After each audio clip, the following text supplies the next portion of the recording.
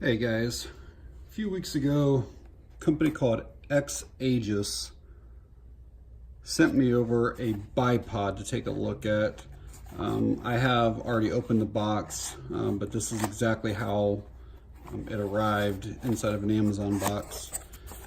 And so obviously it comes with the bipod itself, and then it comes with an adapter in case your rifle does not have the attachment for the bipod.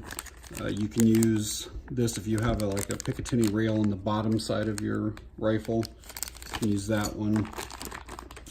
So first thing I will say is this may be somebody's first bipod, and there are no instructions whatsoever. Not that it's that hard to figure out, but there probably should be some type of instructions included. It wouldn't be that difficult to include something. So this is the carbon fiber model, and it has the 6 to 9 inch legs basically. So you can go anywhere in between 6 to 9 inches with it. And you can see it has these different indicators right here, those different marks, and you just put it where any spot that you want it, and it locks into place in between there. So pretty cool on that. I'm not sure with YouTube's policies anymore if adding a bipod is considered altering the rifle in any way. So to avoid any type of marks or anything, I will put this on off camera and then come back and show it on. But basically, this screw right here, you more or less unscrew it to where it's almost at the very, very bottom. It's still threaded on there, but to where it's at the bottom there. And then this will open up to where you can get this little plastic piece off. And then these two things right here will go over top of that right there, okay? So I'll be back in just a couple minutes with this mounted. All right guys, I'm back with that installed on there. I don't know, it probably took like 30 seconds or so. I do still wish that it had some type of instructions though.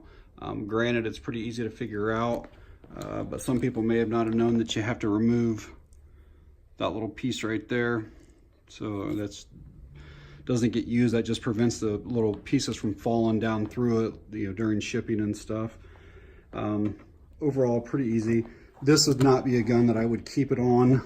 This little 22 here is actually tube fed, and that where it attaches to the sling mount on that, it actually blocks where I need to put the ammo in it.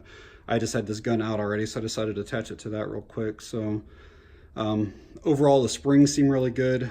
The feet, they spring out really well. They lock in place. I actually will take it to the range here in the next week or so on some type of rifle. I'm not sure which one yet. And I'll include that footage in this as well. But attaches real easy, locks up real good. So no complaints with that at all, other than it needs probably some instructions with it, just in case it is somebody's first. When XAegis told me that they were going to send me out this carbon fiber bipod, they said, hey, if we send you some shooting glasses, would you be willing to take a look at those as well? And this is those glasses. This is how they come. So one thing, it does come in a really nice kind of hardened case, nice zippers on it, nothing flashy about it. And then inside you get cleaning cloth. You also get obviously the glasses. These ones came with the smoked or the tinted shades on them. So those are pretty nice. And then it also has clear lenses and yellow lenses. I myself usually just use clear lenses, and I usually wear a hat.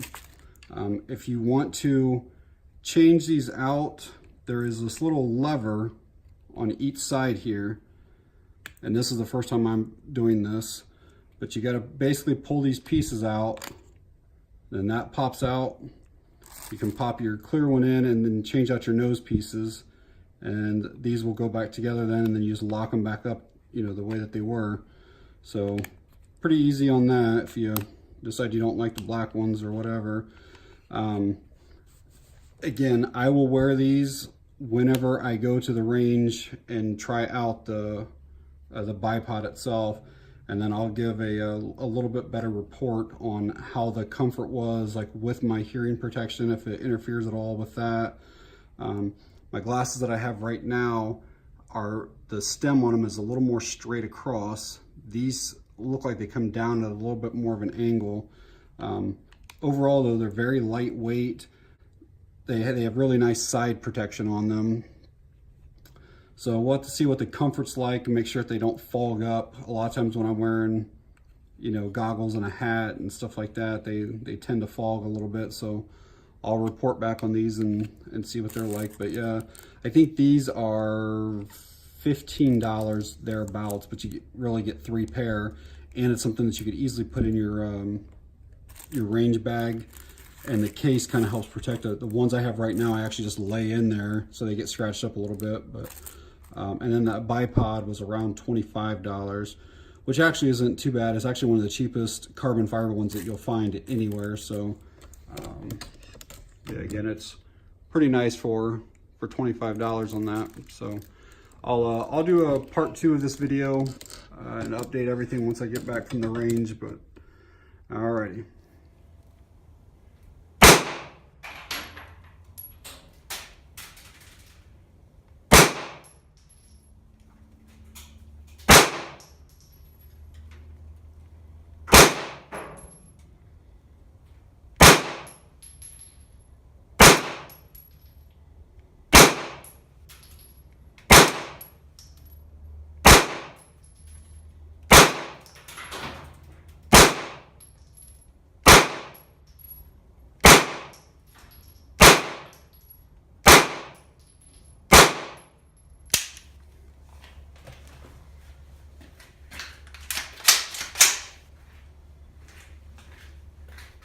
Well guys, I went to the range and had a chance to try these couple items out, and just kind of want to share my thoughts with you on them.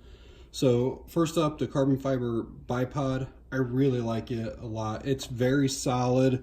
The actuators, the controls here, very positive. It stays in place wherever you put it. Springs are good. They come down, they spring down well. Just everything about it feels solid. It has like the rubberized grip here that seemed to stay in place pretty well, and the surface that I was shooting from was actually really slippery. Basically it's like a sheet metal. I was shooting inside of basically it's like a shed at our range, but for the most part they seem to stay in place pretty well. I don't know if you can find a cheaper carbon fiber one than the $25 or $26 that these are, so definitely like the bipod.